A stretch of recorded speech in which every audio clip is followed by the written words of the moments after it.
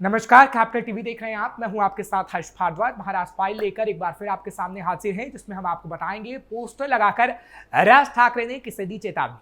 बताएंगे आपको आदित्य ठाकरे और फडणवीस के बीच क्या हुई बातचीत और क्यों हुई गुपचुप मुलाकात। बताएंगे आपको मराठी को लेकर लोकल ट्रेन में क्यों भिड़ी महिलाएं। दिखाएंगे आपको उद्धव का रौद्र रूप। बताएंगे आपको कैसे कई पुलिस वाले हनी ट्रैप में फंसे। लेकिन उससे पहले एक नजर महाराष्ट्र की टॉप हेडलाइन पर। महाराष्ट्र में रहना है तो मराठी सीखनी होगी, मनसे की चेतावनी, जगह जगह लगाए पोस्टर।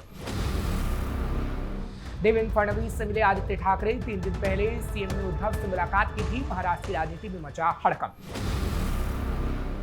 मराठी बोलो नहीं तो बाहर निकलो, ट्रेन तक पहुंचा भाषा विवाद। मुंबई लोकल में भिड़ी महिलाएं। हम मारुति स्तोत्र पढ़ते हैं, आप हनुमान चालीसा पढ़िए। मराठी भाषा विवाद के बीच उद्धव ठाकरे का बड़ा बयान। महाराष्ट्र में महिला ने पुलिस अधिकारियों को हनी ट्रैप में फंसाया, धमकी देकर 40 लाख लूटे।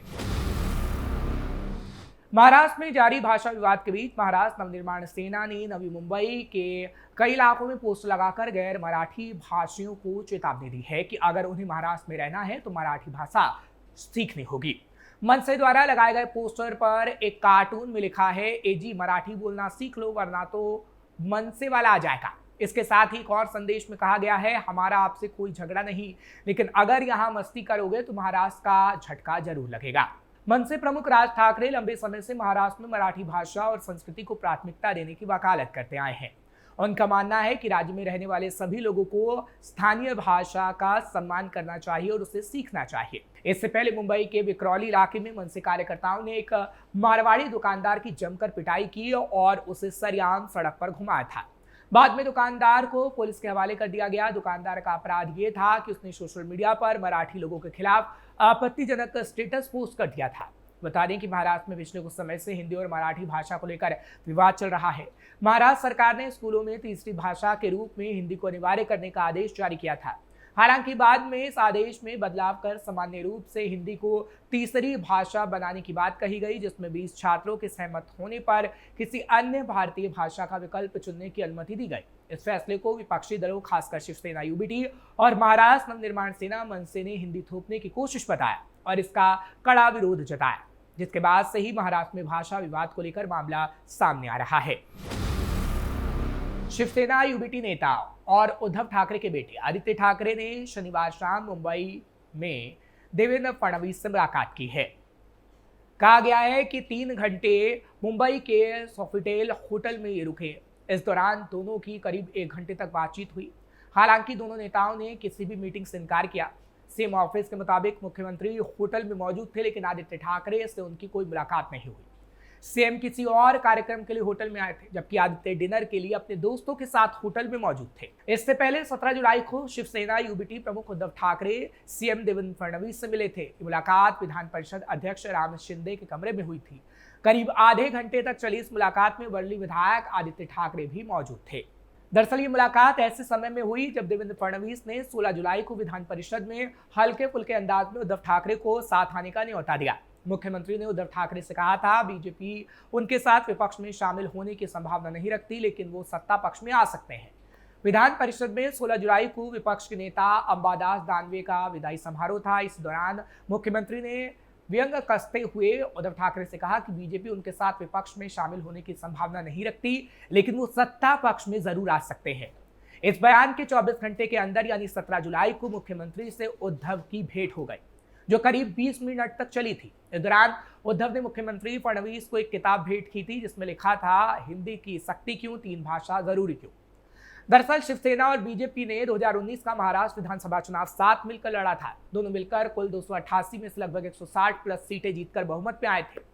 चुनाव से पहले दोनों पार्टियों के बीच 50-50 फॉर्मूला तय हुआ था। नतीजों के बाद उद्धव ने दावा किया था कि मुख्यमंत्री पद 2.5 साल के लिए शेयर करने का वादा बीजेपी ने किया था, लेकिन देवेंद्र फडणवीस और बीजेपी ने इस दावे को खारिज कर दिया और मुख्यमंत्री पद बीजेपी को ही देने की बात कही। इससे शिवसेना ने 2019 में बीजेपी से नाता तोड़ दिया और दूसरे विकल्प तलाशने शुरू कर दिए।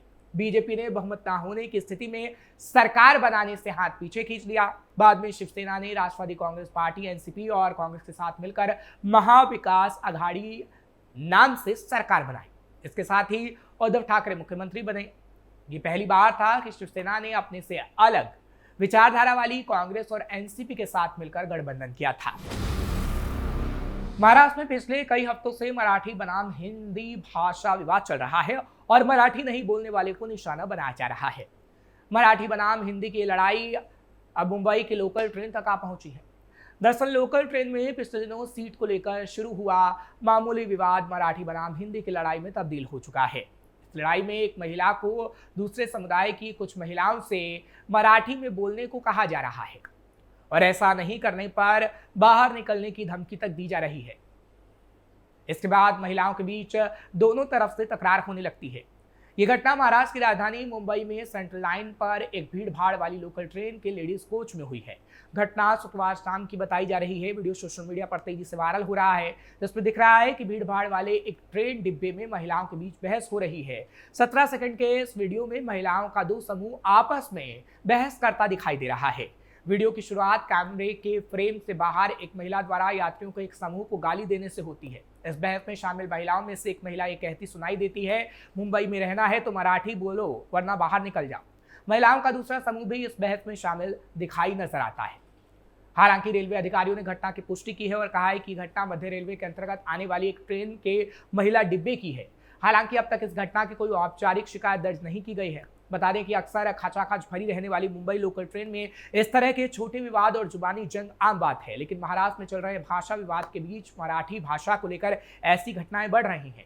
हाल ही में राज्य में मराठी बनाम हिंदी मुद्दे को लेकर राजनीतिक पारा चढ़ा हुआ है, जब महाराष्ट्र नवनिर्माण सेना जैसी पार्टियां राज्य में निकाय चुनावों से पहले इस मुद्दे को उठाना फिर से शुरू कर चुकी हैं। कुछ दिनों पहले ही मुंबई के विक्रोली में एक दुकानदार पर एमएनएस कार्यकर्ताओं ने इसलिए हमला बोला क्योंकि उसने मराठी समुदाय का अपमान करने वाला एक व्हाट्सएप स्टेटस लगा दिया था। इससे भी पहले इस तरह की घटना सामने आ चुकी है, जब एक फूड स्टॉल मालिक के साथ मराठी ना बोलने पर मारपीट की गई थी। उस मारपीट का वीडियो भी कैमरे में कैद हुआ था और वायरल हुआ था। इसके बाद मुंबई के मीरा रोड पर भी इसी तरह के मुद्दे पर एक अन्य दुकानदार की पिटाई की गई थी। एक ऑटो रिक्शा चालक के साथ भी मराठी नहीं बोलने पर मारपीट की गई थी। शिवसेना यूबीटी प्रमुख उद्धव ठाकरे ने मराठी अस्मिता, पहलगाम आतंकी हमला और धारावी पुनर्विकास जैसे मुद्दों पर केंद्र सरकार और बीजेपी पर सीधा निशाना साधा है। उन्होंने कहा कि शिवसेना किसी भी भाषा के खिलाफ नहीं है, लेकिन हिंदी की जबरदस्ती स्वीकार नहीं की जाएगी। राज ठाकरे के साथ मराठी भाषा के समर्थन में निकाले गए संयुक्त मोर्चे को मराठी स्वाभिमान की नई लहर बताया और कहा कि मराठी मानुष अन्याय के खिलाफ खड़ा हो चुका है। उद्धव ठाकरे ने स्पष्ट किया कि शिवसेना किसी भी भाषा का विरोध नहीं करती, लेकिन हिंदी को जबरदस्ती स्वीकार नहीं करेगी। उन्होंने कहा, हम हिंदी का विरोध नहीं करते, लेकिन हिंदी की जबरदस्ती नहीं चलेगी। जैसे हम मराठी किसी पर नहीं थोपते, वैसे ही हम कोई भाषा अपने ऊपर नहीं थोपेंगे। उन्होंने हनुमान चालीसा और मारुति स्तोत्र का उदाहरण देते हुए कहा, हम मारुति स्तोत्र मराठी में पढ़ते हैं, आप हनुमान चालीसा हिंदी में पढ़िए, हनुमान तो एक ही है। उद्धव ने बीजेपी पर मराठी अस्मिता के खिलाफ साजिश का आरोप लगाया और कहा कि मराठी मानुस अब अन्याय सहन नहीं करेगा। उद्धव और राज ठाकरे के 5 जुलाई को मराठी भाषा के समर्थन में निकाले गए संयुक्त मोर्चे ने पूरे देश में चर्चा बटोरी है। उद्धव ने कहा, हमारे एक साथ आने से मराठी नहीं बल्कि हिंदी, गुजराती और अन्य भाषी लोगों को भी खुशी हुई। अगर किसी के पेट में दर्द हो रहा है तो ये उनकी समस्या है, मेरी नहीं। इस एकजुटता ने मराठी अस्मिता की लहर को और मजबूत किया, जिसे उद्धव ने संयुक्त महाराष्ट्र आंदोलन की भावना से जोड़ा। महाराष्ट्र के ठाणे में एक महिला पर हनी ट्रैप में फंसाकर करोड़ों रुपए ऐंठने का आरोप लगा है। उसने कई पुलिस वालों, दूसरे सरकारी कर्मचारियों को अपना शिकार बनाया।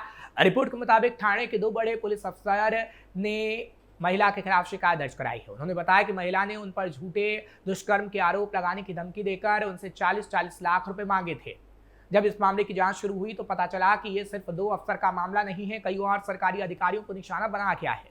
ये महिला पहले भी 2016 में उगाही के एक मामले में पकड़ी गई थी। जांच में सामने आया कि आरोपी महिला खुद को एक जरूरतमंद महिला पुलिसकर्मी या होमगार्ड बताती थी। फिर वो इसी बहाने कई आईपीएस अफसरों, एक्साइज के अधिकारियों सहित बड़े सरकारी कर्मचारियों को निशाना बनाती थी। अधिकारियों का कहना है कि अभी कई और मामलों की जांच चल रही है और हो सकता है कि कई और भी पीड़ित सामने आए। ये महिला लोगों को फंसाने के लिए बेहद चालाकी से काम करती थी। वो खुद को एक परेशान पूर्व पुलिसकर्मी या विधवा बताती थी और लोगों से मदद मांगा करती थी। फिर व्हाट्सएप पर बातें करती, वीडियो कॉल करती और सामने से मिलती ताकि लोगों का विश्वास जीत सके। इन मुलाकातों के दौरान वे चुपचाप आपत्तिजनक तस्वीरें और वीडियो रिकॉर्ड कर लेती थी। कभी कभी वो मोबाइल की स्क्रीन रिकॉर्डिंग या छोटे कैमरों का इस्तेमाल करती थी। बाद में इन्हीं रिकॉर्डिंग का इस्तेमाल वो अधिकारियों को धमकाकर पैसे वसूलने के लिए करती थी ताकि उनकी बदनामी ना हो या उन पर कोई कानूनी कार्रवाई ना हो। फिलहाल महाराष्ट्र फाइल में आज के लिए बस इतना ही। कल फिर आपके सामने महाराष्ट्र की कुछ और खबरों के साथ हाजिर होंगे। आपको खबर कैसे लगी कमेंट सेक्शन में जरूर बताएं। खबर को लाइक शेयर करें। कैपिटल टीवी को सब्सक्राइब करना मत भूलिएगा।